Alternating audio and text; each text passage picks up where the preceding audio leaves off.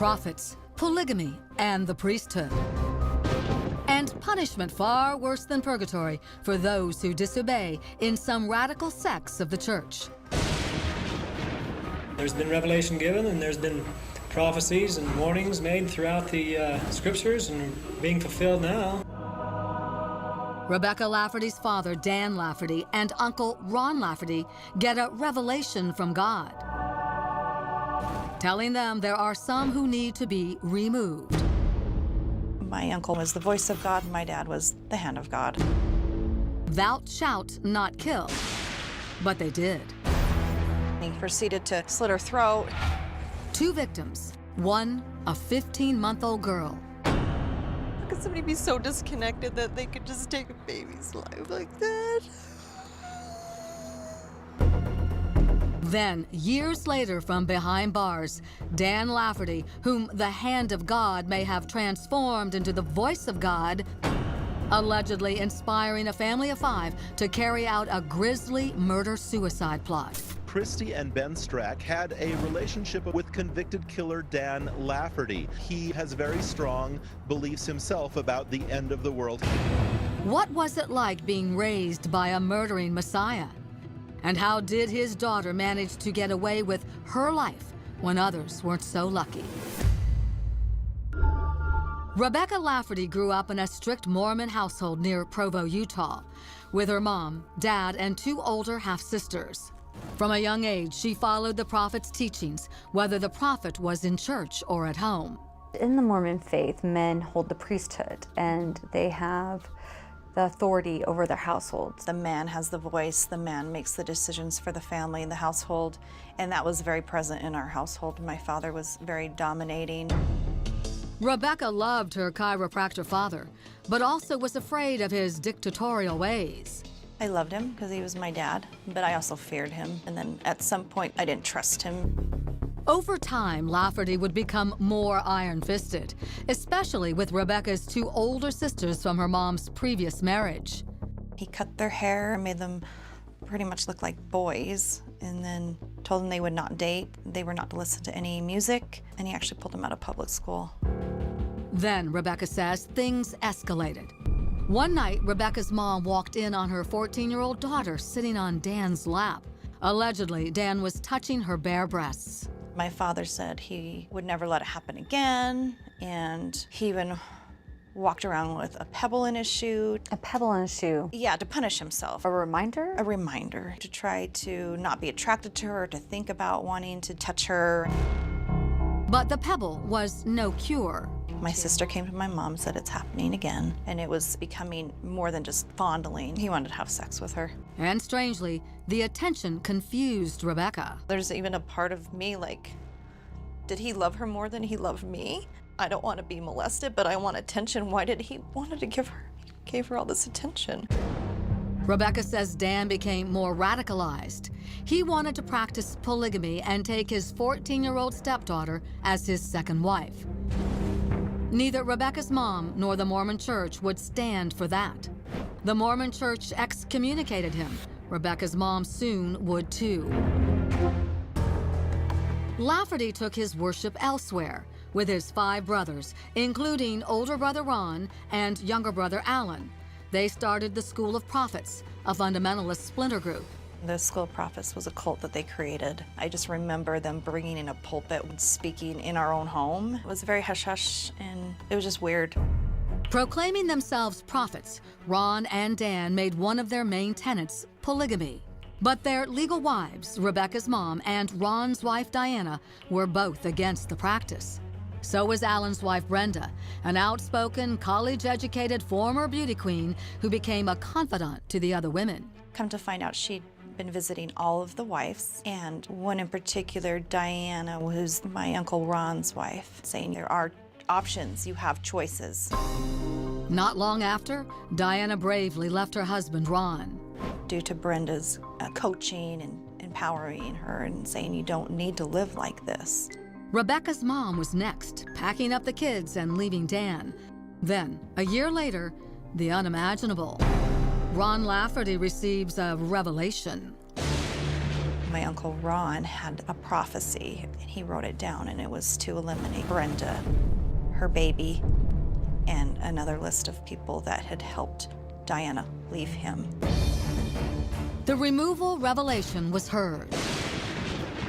The Lafferty brothers were about to sentence Brenda and her baby Erica to eternal damnation. And this is actually the duplex where he committed the crimes. Your father committed the murders right here. Yes. And you were just 7 years old. What do you know about those murders? My aunt had a feeling that they were coming to get her, so she didn't let them in. She opened the door just a crack, and that's when, I guess, Ron forced his way in there and proceeded to beat her. And I know she was pleading, please, please, don't hurt my baby. And that's when he called her a bitch. My dad was in the car. He got out and he said a prayer and felt the need to say, okay, God, I guess this is my part. If I should not do this, please send me an angel to stop me. And he walked in, saw her laying there. He took the telephone cord to kind of stop her from breathing, and then he proceeded to slit her throat. And then he went into the baby's room. And he just went over and killed her. I don't understand how he could do that. Ron and Dan Lafferty were arrested at Circus Casino in Reno, Nevada. The brothers represented themselves at trial. Dan was found guilty and sentenced to life. Ron was convicted and sentenced to the death penalty. Then, on appeal, he was found incompetent and sent to a state hospital for treatment. 3 years later, Ron Lafferty's competency was restored, and after a 3-week trial was found guilty of capital murder. Reportedly, former LDS President Gordon Hinckley said, the Lafferty brothers, quote, have no connection to us whatsoever. They don't belong to the church. There actually are no Mormon fundamentalists. With Rebecca's dad sitting in a Utah prison and not the coveted celestial kingdom, like a serpent, his patriarchal powers may have struck again. They all took poison. Coming up, the whole family is dead. Yes. did Dan Lafferty's gospel help guide another family to their gruesome demise? Self-proclaimed Mormon prophets, brothers Dan and Ron Lafferty, got a revelation from God to kill their younger brother's wife, Brenda, and her 15-month-old daughter, Erica. The murders were barbaric.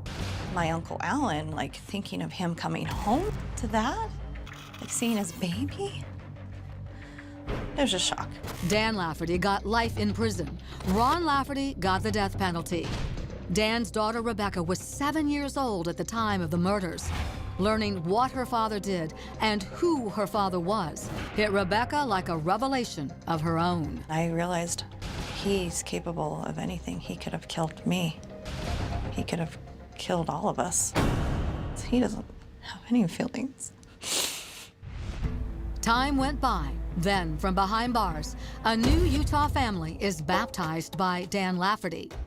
Christy Strack and Dan became friends and wrote each other for years. One day, Christy reached out to Rebecca. She was in a very dark place, and she was asking me if I really believed that this life is worth living. Christy also confessed to Rebecca. She told me she was in love with my father. Reportedly, the Stracks suffered from drug addiction, mental illness, and feared the impending apocalypse. I know in previous conversations there was talk about suicide. And my dad said, if that's something that you feel like you need to do, then that's something I guess you feel like you need to do. So he supported her He suicide. supported her suicide. Then, a frantic call to 911 would reveal a tragedy far deeper than only Christy's own suicide. The whole family is dead. Yes. How many do we have there? 5. The Strack family, Christy and her husband Benjamin, were found on their bed with 3 of their children lying on the floor near them, surrounded by cups of a lethal cocktail of drugs. And they all took poison. Christy and Ben Strack had a relationship with convicted killer Dan Lafferty. He has very strong beliefs himself about the end of the world. Do you think your dad told her to drink poison? He may have told her how to do it. I don't know. Wouldn't doubt it. He is very capable, I will say that. Dan Lafferty told the Associated Press, although he hadn't talked to the Strack family in years, he believes his hell-on-earth philosophy led to the murder-suicides. He still has a way to manipulate and hurt people, even Influence in prison. them. Mm-hmm. Even in prison. Does he still believe he's a prophet? Yes. Over the years, Rebecca has visited her dad in prison often, but has recently decided to stop going. He dominates the conversation the whole time. I don't get to share anything about myself, and I just don't have any desire to go see him anymore. He's a master manipulator. Just done. He believes that the walls of the prison are going to crumble down and he'll be freed. Is that correct? Mm-hmm. Would you be scared if he was released from prison? Yeah.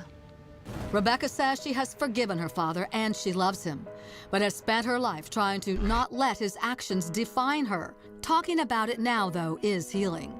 Rebecca, I think something that we both have in common is that we've gone through extreme, abnormal situations. And, you know, maybe people are at home wondering how we can talk so candidly and so open about this.